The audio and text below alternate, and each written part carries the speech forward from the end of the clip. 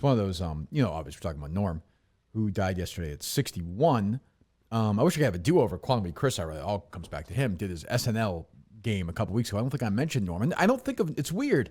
He has one of these great oddball careers in history. Yeah. Where he never really fit in anywhere. Nothing took off. Yeah, and that's kind of, I think, a massive part to me of his appeal. Right. Like he could have, I wound up rewatching the Comedians in Cars with Seinfeld last night. Yep. And he was talking about how his first job was a writer on Roseanne. Mm-hmm. And he went in there and was looking at the script and he was like, "This is like terrible." It's like the writer's like, "No, don't worry about it. They just laugh at these jokes." He's like, "But every single one of these jokes are going to bomb." He had no idea. I don't think you ever really watched that sitcom before. Sitcoms in a weird way. All right, September 15th from Justin to Cully. Justin, today's show, a lot of Norm Macdonald. Just like what went through your mind yesterday when you heard it? Were you a big Norm Macdonald guy? So I was actually talking with Mike about this on the ride home. So I think like my generation just missed out on like kind of the Norm Macdonald, kind of like being a fan, kind of the craze of him. Yep. And like you really like, obviously I knew who he was. Like I know the voice. If you show me a picture of him, I'm like, oh, that's Norm.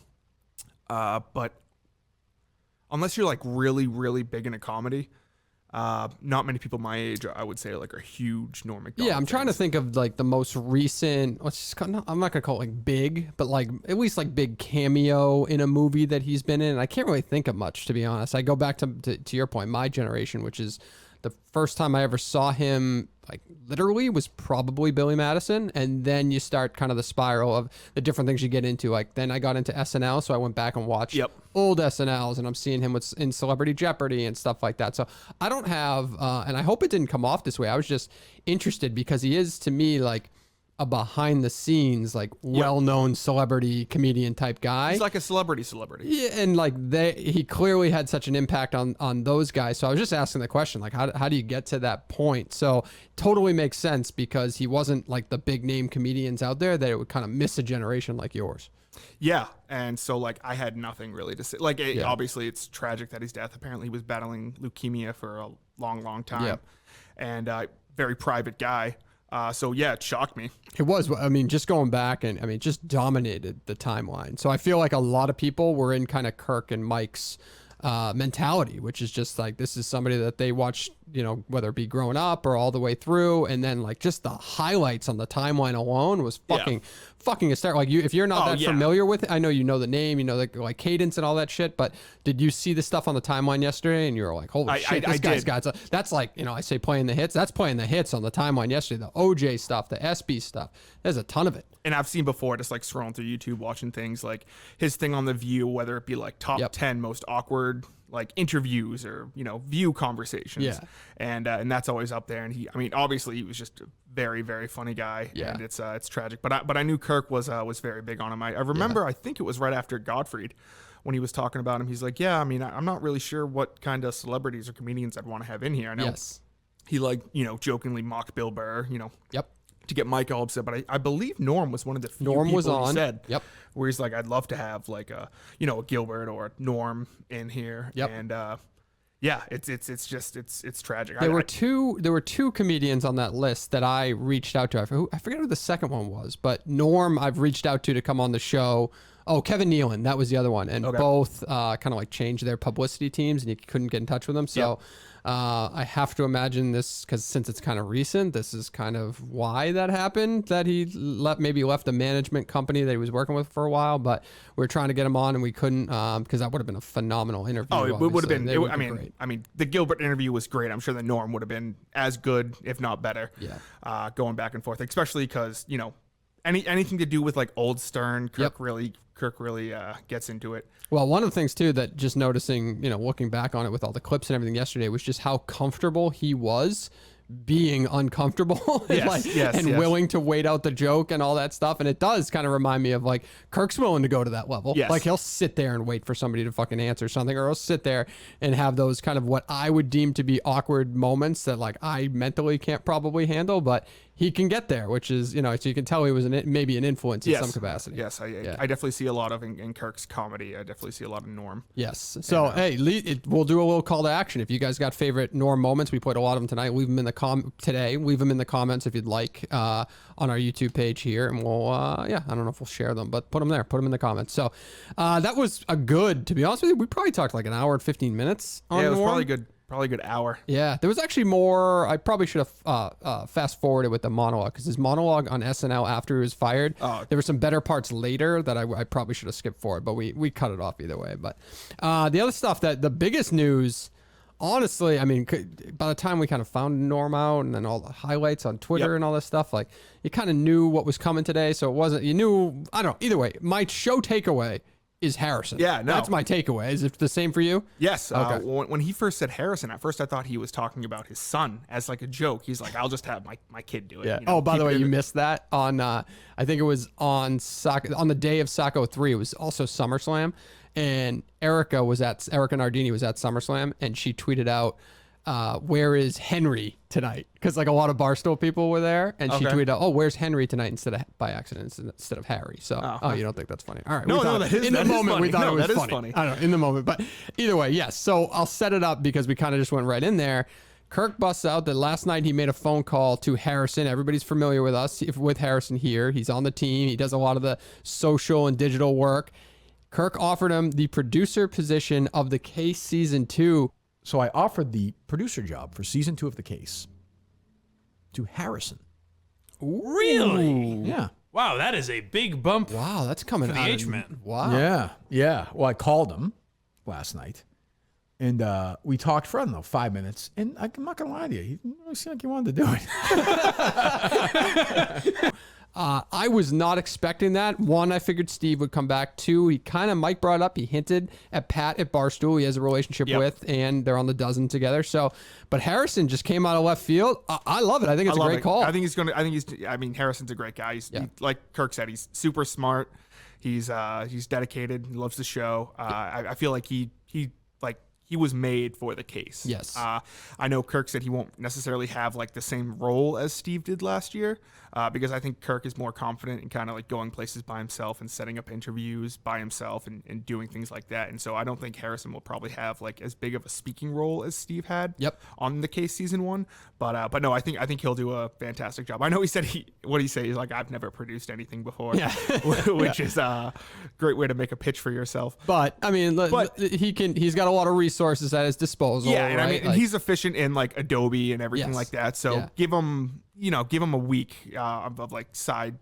I'm sure he's already looking into all the technical aspects. It's of it. so much. It's easier going Harrison's route, which is like he's a video first guy and like a visual first guy in a lot of the stuff he creates. It's easier to go back to audio, right? Yes. So he's going to be totally fine. So that's a great call by Kirk. It was outside the box. Like it kind of caught me off guard. I remember Kirk asked for his phone number a couple weeks ago, and I'm like, I wonder what he's working on. I'm assuming that was it. So it's a great call. So we'll see how that plays out. I don't think we got an answer directly from Harrison, right? Like if he said yes or no. We got the vibe, obviously, toward the end of the interview that he's going to do this thing. I hope. It'd be wild if it works if out. he says no. Yeah, I don't think so. He seemed maybe it was just he had kind of like a lack of confidence in the moment last night. Slept on it. Then on the phone call today, it seemed like it picked back up, at least from the production side. Well, I can just imagine, not necessarily lack of confidence, but I'm sure he wasn't expecting this. I'm sure like if I talked to him yesterday and said, hey, or if you said like, hey, Kirk's going to give you a phone call later today, he'd probably be like, what's going on? I don't think it would have been in his head that he would have been offered the producer of Season 2. Yeah. So I think it kind of maybe caught him off guard. So I'm sure Kirk went over a couple of things, and I'm confident Harrison will do a great job. Fantastic surprise. Just Harrison's a great guy, super helpful, awesome on the social side, super unbelievable on the design side. All the t-shirts you see, he's doing that work, so he's fantastic. So good for him, and I know it'll work out there. So other topics that we hit today, the dozen last night. Did you watch that live last night? I didn't watch it live. I watched it like an hour after it. Yeah, so big win. I loved watching it live. It was actually, to be honest with you, like just to kind of bring people into the world. It is like, fun. Yeah, Yes. like we do this show at 10 o'clock every morning, obviously. I'm home. My wife, when I get home, my wife's still working, stuff like this. Like I never really get like my wife involved with kind of the show. I'm looking at it like Kirk. Kirk is on the dozen, which is something the show will talk about. I'm not looking at it like we're going to watch the dozen that's by Barstool Sports or whatever. It was fun to like sit down at 7 o'clock with my wife and like fully watch it. As knowing we were going to talk about this on the show. I don't know. It was just like a different, intense. it was like a unique, experience in the background. I'm just giving some random stupid family tale there. But yeah, it was an unbelievable match. Biggest takeaway there, if we're talking about takeaways, is Pat with that Aurora answer. Honestly don't even know Aurora, Colorado exists. The only Aurora I've heard is from Wayne's World, Aurora, Illinois. It's probably even spelled different. I have no fucking clue. I don't think it is, I think Aurora is where the Dark Knight Rises shooting happened. Really? Yes. I'm like 95% confident. Oh, you know what? That's now just That's like the seeing only it way visually. You're right. Yeah, I think the you are only right. way I would. Yeah. And honestly, like when you guys were talking about the population, I would have guessed like 12,000, like the size of Foxborough or something like that. That was a great answer. They didn't get into it because I just don't think Kirk. I don't think he thinks it happened. But let's get your take. Do you think Clem cheated with the Rich Gannon answer? No. Yeah. I mean, Rich Gannon's not like completely. I mean, if he pronounced it as like Rich Gannon or something, it's like I don't know. Like you just look at the Trista situation that happened a couple months ago. There was some obvious moves. It's just like, and then you also look at the character of Trista Crick versus the character of Clem, and like really, like I don't think Team Ziti takes things too seriously. I know Dave was all fired up and everything like that. But I would be very, very surprised and shocked if Clem actually did cheat. Yeah, so to your point, like there wasn't necessarily like a smoking gun. It was more like you just start speculating. Like I think it was Warden who I think there's zoomed a lot in. of that, yeah. Me, when the hands went up after he was zoomed in on Warden's video or whatever, it was kind of like I'm trying to prove that I'm not cheating, but I'm going to make it so obvious because I really am. I don't know. I'm starting to speculate in my brain because you see it, but really there's probably no reason to think that he was cheating in that spot. So. Yeah, and I mean, it really didn't affect, the Trista Crick thing was big because it affected the outcome of the game. Yes. Team Kirk and still won last night. So it's not like even if he did cheat, what did he cheat for? Correct. Yep. So What else is going on, Dave? You had a big win last night. I sure did. What do you think about? I mean, you won, so I guess it doesn't matter. But is there another cheating scandal? No, I don't think. So I don't know Clem at all. Right. He's a baseball guy, or no? Kind of Or no, everything. I get. He's been Okay. around since like before I wasn't into it. He's been around forever. Yeah, I know he's a long time kind of guy there. Yeah. I did not find that. I just tweeted out because someone tweeted at me. I did not find it particularly suspicious. Did you? We got to, I guess it's figured out, but I mean, they figured out their differences at the Super Bowl. But I was going to say, is it another notch on the belt, Willie Colon? But they figured out their differences. A little quick spat and move on. Willie Colon, serious. What a great. I was in on those. That was just fucking phenomenal. And I wouldn't say it was like this would be under like a Kirk kill. Like you look at K. Marco, and the reason why he does not have that editing position is because he fucked up with Kirk. Oh, sure. And because Kirk's reaction and the Minifans' reaction.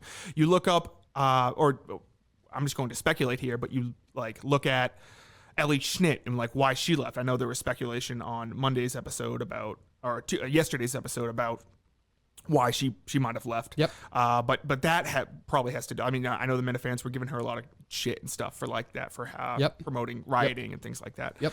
So I would really put those under like kills. But yeah, I really don't think Willie Colon. It's also 2 years later. It's 2 years later, and yeah. I mean, I don't know. I really don't see Willie as like an enemy. No, and it's not necessarily a kill, but it kind of is a Kirk was right moment in a sense. Yeah. And even though it's kind of joking around, the truth of the matter is like he never really found his spot at Barstool without that without breakfast Sirius. show. And even the breakfast show, I don't think they like actually like check ratings on that stuff or anything like that. Like it wasn't like it was the greatest thing in the world where Sirius is like, we have to re-sign you because of that morning show is so fantastic or anything like that. So I just think he didn't necessarily find his way within the company. It was 2 years after the spat, so it was kind of a nothing. Yeah. So I don't know. I mean, best of luck. Yeah. But yeah, I don't put him up there with like K Marco or Yep. Ellie or people of that nature. Yep. I just kind of put him as like there was definitely a Willie Cologne saga. I would say that yeah. he was probably like the first also, enemy. It was really 48 hours. You know, Yes, that's all yes. it was. It was in New York, and that was the next day with the simulcast. And sure, it just never really came up probably until they talked about it at the Super Bowl again, I bet. Right? Probably, and that wasn't even very hostile. Yeah. I know they took a picture afterwards and Yep. everything like that. So Yeah. but All right, cool. So yeah, it was a heavy Norm Macdonald day. Obviously, you guys probably assumed it would be because he had such an influence on Mike and on Kirk. So that's about it. Just to quickly update you again, I sent an email out to the entire team Minihane, who's running in the 5K on Sunday morning. So pickup will be 7:30 in front of the Andover Senior Center. Obviously, you got the race, and then after it, the interview with Jerry. So it'll be a great day. Appreciate every single one of you coming out, supporting a great cause, joining the team. Fantastic. So we'll see you there Sunday.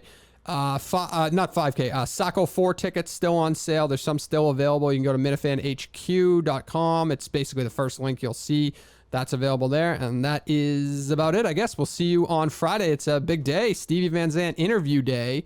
I think I got it. You weren't here for this, so there was I was kind of updating you before we started, but it was a whole saga between booking the interview. I'm debating whether or not, well, no, I can't say it. There was a tweet that happened from another show that Kirk reacted to. It was like, we just had a great 100-minute interview with Stevie Van Zandt. Can't wait for you guys to hear it. And Kirk basically like quote tweeted and was like, oh, great, you guys have a good producer and I don't. okay. I'm debating whether or not to copy that exact tweet and tweet it out on Friday. It probably won't go over well, I don't think. I don't think it will hit. Let's hope the interviews were good. The interview will be great. I think we got at least an hour with him. Obviously, Kirk knows him top to bottom. We never got the hard copy of the book. That came up on the show. So Kirk's reading it PDF style on his phone, which is, it's just what you got to do in these situations. So Friday, that'll be, we'll react, obviously, the following Monday to just how it went. And then we will release that interview later in the month because the book comes out, I think, September 28th. So, all right, that's about it. That'll do it from Justin to Cully for September 15th. Justin, thank you very much. Bye. See ya.